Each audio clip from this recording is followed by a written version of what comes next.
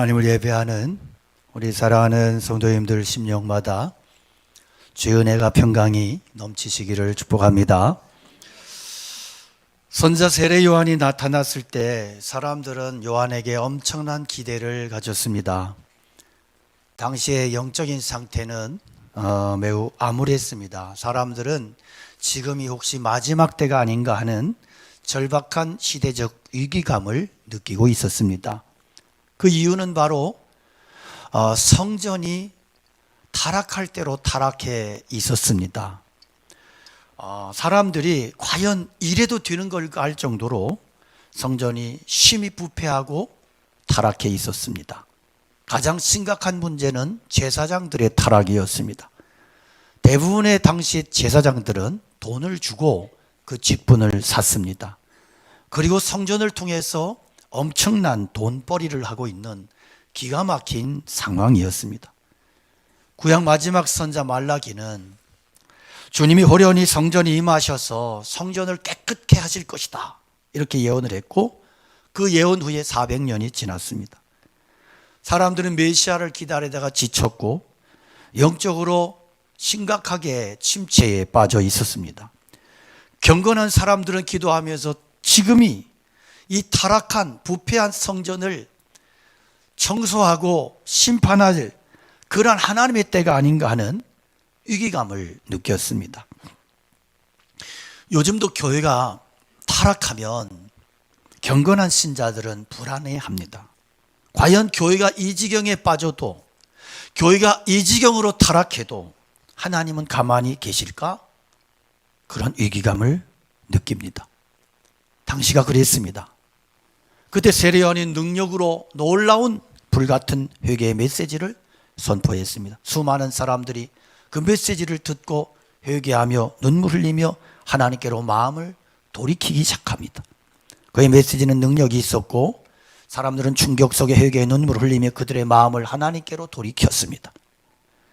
사람들은 그의 설교를 들으며 견딜 수 없는 고통을 느꼈습니다. 도저히 죄를 토하지 않으면 견딜 수 없는 감동을 경험했습니다. 많은 사람들의 인기가 세례 요한에게 집중되기 시작합니다. 사람들은 이분이 바로 메시아가 아닌가, 우리를 구원할, 우리가 그렇게 기다려온 메시아가 아닌가 생각하기 시작합니다. 그래서 사람들에게 묻습니다. 네가 누구냐? 그랬더니 20절에 보니까 요한이 드러내어서 숨기지 않고 뭐라고 그러냐면, 야, 나는 그리스도가 아니다 이렇게 선언하는 겁니다. 사람들이 요한을 향해서 네가 그리스도냐? 혹시 네가 메시아냐? 이렇게 물어올 때 세례 요한은 나는 그리스도가 아니야 이렇게 대답하는 겁니다. 사람들이 당황합니다. 아니, 우리가 이렇게 회개하고 이렇게 마음의 찔림을 받고, 그래서 이분이 우리의 운명을 책임질 그분인 것 같은데, 그런데 아무런 자격이 없다고, 나는 아무것도 아니라고 자기 선언을 하는 거예요. 그래서 사람들이 실망해요. 아니, 당신이 그리스도가 아니면 우리에게 난리 피울 일이 없지 않나? 더 다급해서 다구쳐 물어요. 그러면 넌 누구냐? 네가 엘리야냐? 이도 아니라 또 물어요. 네가 그 선지자냐? 대답하되 아니라. 계속되는 질문 앞에 세례 요한은 No. 나는 엘리야도 아니고 그 선지자는 모세를 말해요. 모세도 아니다.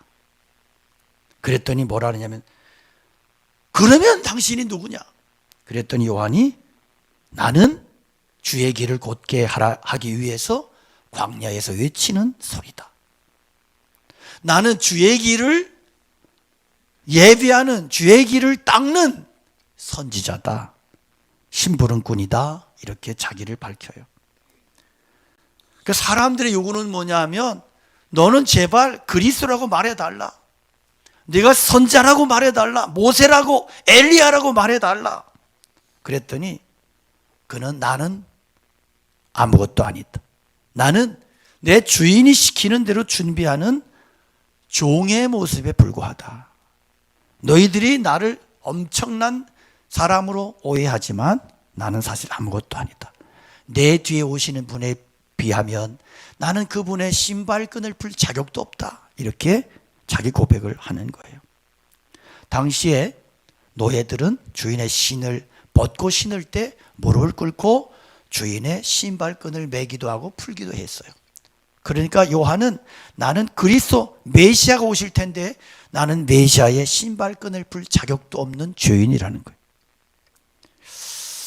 자, 사람들이 요한의 설교에 집중했어요. 많은 은혜를 받았어요. 그리고 사람들은 거기서 흥분하기 시작해요. 그런데 세례요한은 너희들은 내 설교에 흥분하지 마라. 내 뒤에 오시는 분이 계시다는 거예요. 오늘날 많은 사람들이 예배를 드려요. 그래서 예배에 좀 설교에 메시지에 좀 은혜를 받으면 그날은 예배에 성공했다고 생각해요. 오늘 예배 좋았어. 그래서 음식도 맛있는 거 먹고. 그런데 설교에 별로 은혜를 못 받으면 강아지도 차고 막 짜증내고. 설교 조금 은혜 받으면 좀 내가 대단한 것 같고, 찔림 받고 눈물 좀 흘리면 내가 감탄하고 내가 믿음이 꽤 있는 사람이라고 생각해요. 그러나 요한은 그런 착각하지 마라. 그런 거 아무것도 아니다. 너희 가운데 너희가 알지 못하는 한 사람이 섰으니 곧 내 뒤에 오시는 그분이다. 여러분은 내가 대단한 사람인 줄 알고 이렇게 흥분하고 나에게 집중하지만 너 집중하지 마. 나에게 집중할 일이 없다. 나는 너희들의 기대와 만족을 채워줄 수 없어. 그분은 바로 내 뒤에 오시는 분이다. 너희들이 지금까지 설교를 듣고 은혜 받고 눈물 흘리고 마음 돌이켰다면 이제는 그분에게로 달려가야 된다. 그분이 너희를 구원하실 것이고 너희 죄를 깨끗하게 하실 것이고 너에게 생명을 주실 그리스도다. 이것이 세례요한의 외침이에요. 많은 사람들이 교회에 기대를 가지고 와요. 또 목회자에게 많이 기대를 해요. 그래서 목회자들이 어떤 자기 커리어를 쌓고 뭐 이렇게 명함이라도 뭐 한 줄이라도 더 넣기 위해서 굉장히 이상한 짓을 많이 해요. 저도 목사지만. 그래서 이렇게 뭐 정치에도 많이 관심을 가지고 교회 정치에도 뭐 그래서 뭐 이것도 맡고 저것도 맡고 뭐 그래서 여러분들이 뭐 눈치를 채시겠지만 뭐 대회 같은 걸 하면 그 대회를 하는데 무슨 대회장 실제 대회장 뭐 명예 대회장 해가지고 한 30명씩 고문 쫙 나와요. 다 명함에 다 파가지고 다니면서 나는 이런 사람이야 이렇게 하는데 참 씁쓸해요. 알고 나면 참 씁쓸해요. 왜 그런 것에 그렇게 목을 맬까? 그런 것에 명함에라도 한 줄이라도 더 들어가야 사람들이 우리 목사님은 뭐도 하고 우리 목사님 이런 분이야. 그게 다 자기들에게도 긍지가 되고 그런가 봐요. 그런데 목회자들이 그래요. 있어 보이려고 많이 애를 써요. 근데 저는 개인적으로 그런 생각해요. 목회자들이 사역에 필요한 학력은 신학대학원 정도, MDB 정도, MDB 정도 그 정도 나오면 목회하는 데는 지식적으로 크게 딸리지 않아요. 그런데 이렇게 학위를 받고 공부를 아주 해야 될 사람들은 해야 되지만 저는 소나게나 다 학위 받고 이런 거 하다 보니까 좀 죄송한 표현이지만 목회자의 80% 이상이 가짜 학위를 가지고 있어요. 저 없어요? 없어요. 몇 번의 유혹이 있었지만 그런 거 안 하겠다. 왜냐하면 그게 뭐 그렇게 목회에 도움이 되냐고. 근데 그렇게 해야 또 있어 보이고 그렇게 해야 또 교회가 청빙을 해. 교회가 아예 청빙할 때 목회자 자격에 박사 학위자 이렇게 해버리니까 가짜 학위라도 받겠다고 난리를 치는 거예요. 참 저는 이런 걸 보면 참 씁쓸해요. 저는 세례요한의 영성이 우리에게 필요하다. 세례요한의 영성이. 나 같은 죄인이 뭘 받고 뭘 한들 뭐 그렇게 대수겠느냐. 나를 통해서는 오직 그리스도만이 증거되어야 된다. 철저하게 그리스도만을. 나는 죽고 그리스도. 나는 길 닦는 거다. 나를 밟고 그리스도께로 나가라. 그것이 세례요한의 영성이고 세례요한의 사역이었습니다. 그랬더니 그를 통해서 놀라운 하나님의 영광이 임하게 되고 그를 통해서 수많은 사람이 그리스도를 만나게 되더라는 거예요. 그래요. 여러분, 오늘날 우리가 얼마나 그리스도께 집중하고 있는가. 우리 예배를 드리러 와서 얼마나 사람만 만나고 가는지 몰라요. 세례 요한의 설교를 듣고 감동받고 가면 단가. 목사의 설교를 듣고 좀 은혜 받고 가면 단가. 그게 아니고 우리의 중요한 것은 뭐냐 하면 생명이신 그리스도, 나를 구원하신 그리스도 인격적으로 만나고 내 마음의 보좌에 그리스도를 모셔드리고 내 모든 삶의 썩은 가치관과 사고방식을 끊어버리고 예수의 생명으로, 예수의 능력으로, 예수님의 가치관으로 나를 꽉꽉 채우는 작업. 이런 몸부림이 우리 가운데 이런 사모함이 있을 때 그가 진짜 예배자가 되는 것입니다. 여러분, 우리가 생명의 그리스도 만나기 전까지는요, 아무리 좋은 목사의 설교 들어도 그거 아무것도 아니다. 이것이 세례 요한의 지적이에요. 그래서 오늘날 우리가 어떤 설교가 가장 좋은 설교냐? 예수님 만나게 해주는 설교. 그 말씀을 통해서 예수님이 보이고 그 말씀을 통해서 예수님을 만나고 그 말씀을 통해서 예수님으로 감동하는 설교가 가장 좋은 설교라고 믿습니다. 그래서 우리가 예배를 통해서 예수님을 만나야 되는 거죠. 사람들이 요한에게 물어요. 네가 그리스도냐, 엘리야냐, 하나님의 선지자냐 그랬더니 세례 요한이 뭐라고 대답해요? 이놈들이 사람 알아볼 줄 아네. 니들이 믿는 바로 니들이 믿는 것이 진리일 것이다. 요게 교주야. 이 박태선, 문선명, 요 이만희 요런 것들 다 그런 인간들이에요. 요것들이 사람 알아볼 줄 아네. 그래 니들이 그렇게 믿냐? 믿음대로 되리라. 요런 지식으로 해서 지가 교주가 되는 거야. 세례 요한이 뭐라 그래요? 야, 입 닥쳐. 나는 아무것도 아니다. 선지자 이사야의 예언대로 주의 길을 곧게 하라고 주의 길을 닦는 선지자다. 나를 밟고 그리스도께로 가는 나는 그런 존재다. 여러분, 아무리 사람들이 흥분하고 달려들고 해도 세례 요한은 전혀 흔들림이 없어요. 저는 여기 목회하면서 두려운 게 그런 거예요. 이렇게 사람들이 막 은혜 받고 좋다 우리 목사님 진짜 막 이러면 목회자들이 거기서 망가지기 쉬워요. 진짜인 줄 알고. 세례 요한은 그래요. 나는 소리다. 나는 소리다. 나는 소리요. 빈들에서 외치는 소리요. 주의 길을 예비하라고 외치는 소리요. 나는 물로 세례를 주나 그는 성령으로. 나는 물로 세례를 주나 그는 불로 주리. 할렐루야. 세례 요한의 외침이고 그의 사역이에요. 나는 소리에 불과하다. 여러분 사극을 좋아하시잖아요. 그죠? 사극 보면 사극에 이렇게 왕이 행차하거나 뭐 이럴 때 어디선가 이렇게 가느다란 목소리가 들리죠. 상감마마 납시오. 내시의 목소리가 들려요. 내시의 목소리. 그러면 사람들이 누가 이 소리 질렀어? 누구의 소리가 이렇게 아름다워? 그럽니까? 소리 지른 사람에게 집중합니까? 아니면 상감마마의 행차하는 그 가마에 집중합니까? 상감마마의 가마에 집중하잖아. 지금 세례 요한의 이야기가 그 얘기예요. 나는 내시의 목소리라는 거예요.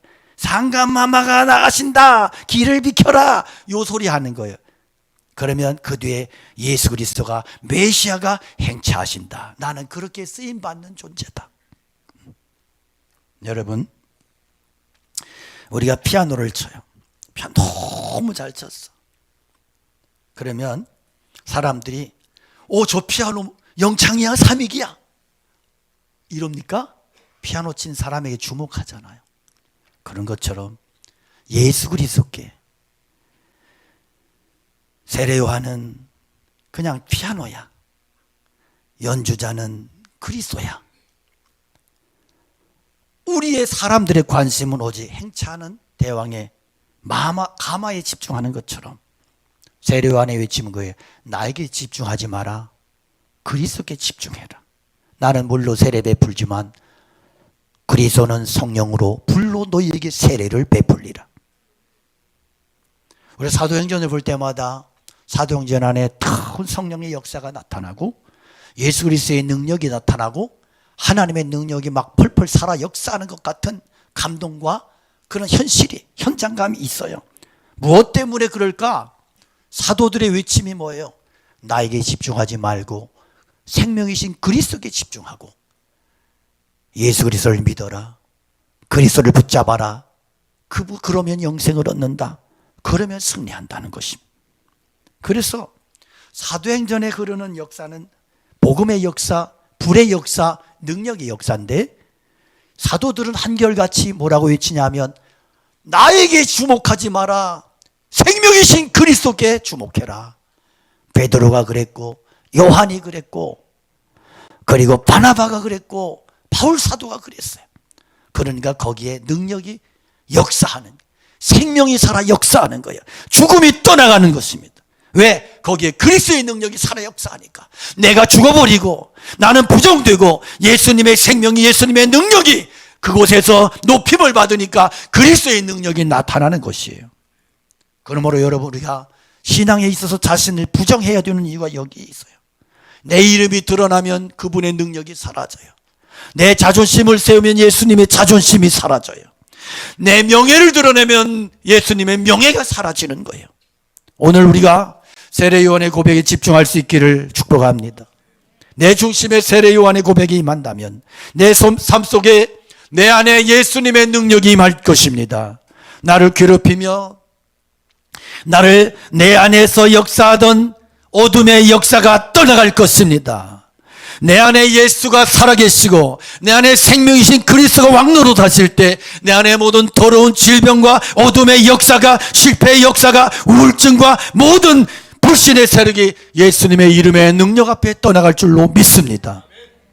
그러므로 우리가 누구든지 그 이름의 권세를 믿고 나갈 때 예수 그리스도의 이름의 권세가 나의 삶을 통해 나타나고 그 이름의 능력이 사도들의 고백처럼 병자를 일으키고 죽은 자가 살아나고 원수의 세력이 무너지는 그런 역사가 임할 줄로 믿습니다. 그러므로 여러분, 어떤 교회가 강한 교회냐? 예수님의 이름만을 높이는 교회요. 그 교회가 강한 교회요. 어떤 성도가 건강한 성도냐? 살아가면서 예수님의 이름을 붙들고 예수님을 높이며 살아가기로 작정하고 그렇게 살아가는 성도가 건강한 성도예요. 우리의 모든 삶 가운데 내 이름은 인간적인 모든 것들은 다 사라져 버리고 예수님의 이름만이 왕노릇하는, 예수님의 이름만이 살아나는 그러한 교회 성도들 되기를 축복합니다. 하나님의 연주자라는 책을 쓴 송솔나무 씨가 있어요. 이름이 솔나무야. 그런데 이분이 대단한 분이에요. 악기 플룻 전공을 했는데 플룻으로 세계를 다니며 연주하는 대단한 분이세요. 이분이 한 3가지 정도의 악기로 연주를 하는데 첫 번째는 은으로 된 알토 플룻으로 연주를 해요. 그리고 다음에 세계에서 2대밖에 없는 18K 백금의 플래티늄 플룻으로 연주를 해요. 그리고 마지막에는 이렇게 흔한 나무 재질의 플라스틱하고 나무를 붙여가지고 이렇게 만든, 본드로 붙여 만든 이런 15,000원짜리 이 피리, 이것을 가지고 휘슬러 연주를 해요. 그리고 연주를 마치고 나서 이 악기를 가지고 복음을 전해요. 그게 너무 근사해요. 돈으로만 따지면 첫 번째 플룻은 2천만 원짜리, 두 번째 플룻은 수억 원대에 가는 호가하는 대단한 악기, 세 번째 이 휘슬은, 피리는 15,000원, 15,000원짜리야. 그래서 막 소리가 세니까 이 박스 테이프로 붙여가지고 이래가지고 연주를 하는데 이분이 연주를 하면 기가 막힌 거예요. 사람들이 기립박수를 쳐. 15,000원짜리 휘슬로 연주를 하는데 사람들이 일어서서 박수를 치는 거야. 그러면 이분이 이것을 가지고 이제 간증을 하는 거예요. 근데 오케스트라 단원들하고 협연을 하고, 그런데 비행기를 타고 이번에 연주를 듣기 위해서 와. 100개가 넘는 나라에 다니면서 연주를 공연을 했어. 카네기홀에서, 링컨 회관에서 이분이 연주를 해. 매진이 돼. 그런데 지금은 이분이 정말 신실한 신자예요. 신앙이. 그래서 얼마 전에 소식을 들었는데 우크라이나에 가서 이 트럭 기사라면서 이렇게 식량을 배달하는 그 위험한 일을 하고 있더라. 대단해요. 대단하죠? 이거 나보다 대단하네요. 근데 이분이 주제가 그거예요. 얼마짜리 악기가 중요한 게 아니고 누구의 손에 붙들려 연주가 되느냐가 중요하다. 감이 딱 오죠. 우리 어떻게 기도해요? 하나님, 나를 금그릇 만들어 주시고 나에게 금덩어리를 주시고 나를 은으로 만들어 주세요. 주여 믿습니다. 나를 금으로 만들어줘야 하나님의 영광이 드러나지 않습니까? 이게 번영신앙이야. 정신 차리세요. 이건 복음 아니에요. 이분이 그런 얘기를 해요. 사람들이 다 금을 달라, 금으로 만들어 달라 이러고 기도하지 주님의 손에 붙들려 쓰임 받기를 기도하지 않는데 충격을 먹었어요. 우리 그러잖아요. 금 달라 그러지, 내가 주님의 손에 붙들리면 얼마나 나를 통해서 하나님의 아름다움이 연주되고 나의 인생을 통해서 하나님의 놀라운 역사가 드러날 텐데, 우리는 항상 내가 금덩어리가 돼야 하나님 영광이 임한다는 이상한 착각에 살고 있는 거예요. 이기적인 탐욕을 합리화시켜서 하나님의 이름 빙자해가지고 복이나 받아 먹겠다는, 이것이 복음이 아니란 말이에요. 여러분, 이 플라스틱 악기는 15,000짜리 악기, 이 피리는 그냥 연주하기 전에는 누구도 주목하지 않아. 그런데 이 송솔라무스가 이것을 가지고 연주하기 시작하면 기가 막힌 소리가 나. 간증을 듣고 나서 더 충격받는 거예요. 사람들이 수많은 나라에서 연주해달라고 난리를 쳐. 이분이 그래요. 연주자에 따라서 소리가 달라진다.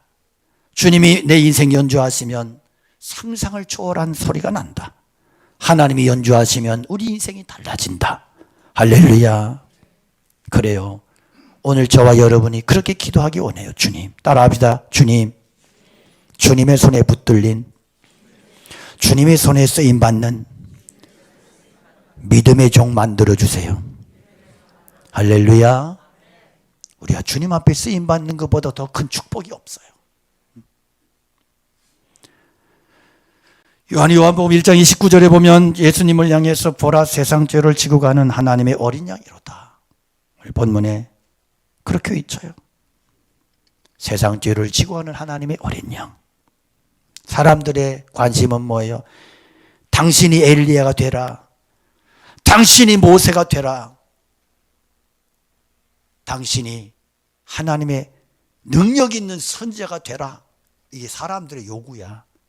그랬더니 요한이 뭐라느냐면, 야, 그게 중요한 게 아니야. 너희들에게 필요한 것은 엘리야가 아니고 모세가 아니고 세상 죄를 지고 가는 하나님의 어린 양, 십자가 지시고 죄 대속하시고 구원하시는 그리스도가 필요하다. 이것을 말씀하는 거예요.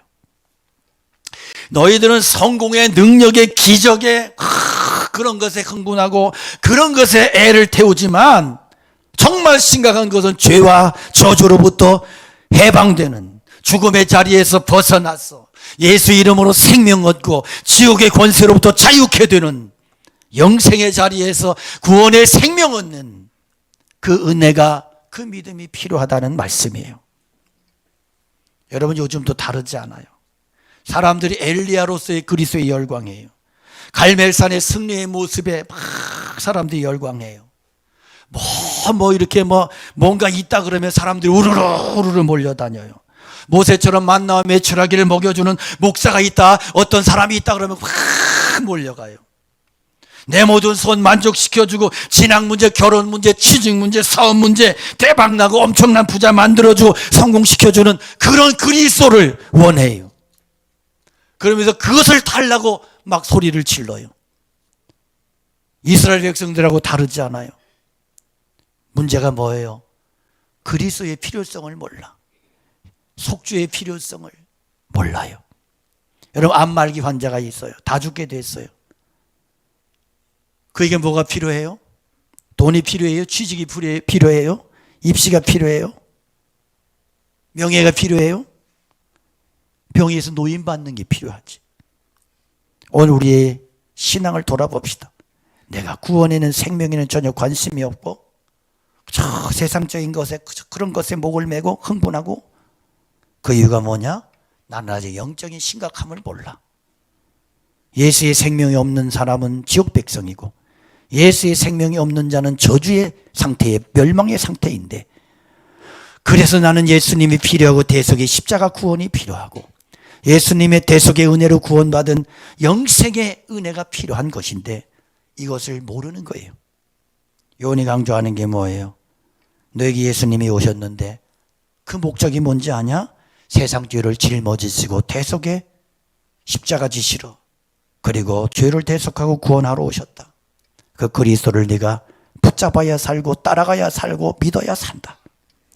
이 말씀이잖아요. 애굽에서 이스라엘 백성들이 나올 때 10가지 재앙이 있었어요. 마지막 재앙이 장자가 죽는 재앙이야. 그런데 이 죽음의 재앙이야. 무서운 재앙이야. 이것 때문에 바로가 항복했어. 그런데 이스라엘 백성들에게는 이 재앙이 피할 수 있는 한 가지 방법을 하나님이 말씀하셨어. 그게 뭐냐 하면, 야, 집집마다 문에 어린 양을 잡아서 피를 칠해라. 그 피는 속죄의 피다. 그 피를 칠한 그 집은 죽음의 재앙이 넘어가리라. 그래서 유월절에 패스오버 뛰어넘어가리라. 그 속에 누가 있느냐가 중요한 게 아니야. 그 속에 유대인이냐 이방인이냐, 뭐 가난하냐 부자냐, 병들었느냐 건강하냐, 늙었느냐 어리냐, 아무 필요가 없어. 그게 아니고 오직 뭐만 봐? 그 집에 문설주에 발라진 어린 양의 피만 본다. 이게 예수님의 십자가 사건이에요. 누구든지 예수 그리스도를 주로 믿으면 구원을 얻었다, 생명을 얻었다, 심판에 이르지 아니한다, 사망에서 생명으로 옮겼느니라. 할렐루야. 그래서 우리가 오늘 신앙생활하면서 우리가 깨달아야 될 게 뭐냐 하면, 예수님의 보혈로 내가 씻겨져 있느냐, 예수님의 보혈이 내 안에 내 마음 가운데 있고 예수님이 내 마음의 구주로, 내 마음의 주인으로 그렇게 내가 인정하고 살고 있는가 하는 거예요. 오늘 우리의 마음에 예수님의 보혈의 은혜가 임하고 있다면, 예수님의 보혈의 은혜가 있다면 우리는 죽음이 우리를 건들지 못해. 사망의 역사가, 모든 질병의 역사가 우리를 건들 수 없다. 예수님의 보혈의 능력이 나를 깨끗하게 하시고 그 능력이 나를 치유하시고 그 능력이 나를 구원하시는 능력이기 때문에, 그러므로 여러분, 오늘 우리가 뭘 확인해야 되느냐? 내 마음의 보좌의 어린 양이신 예수 그리스도가 계신가 하는 거예요.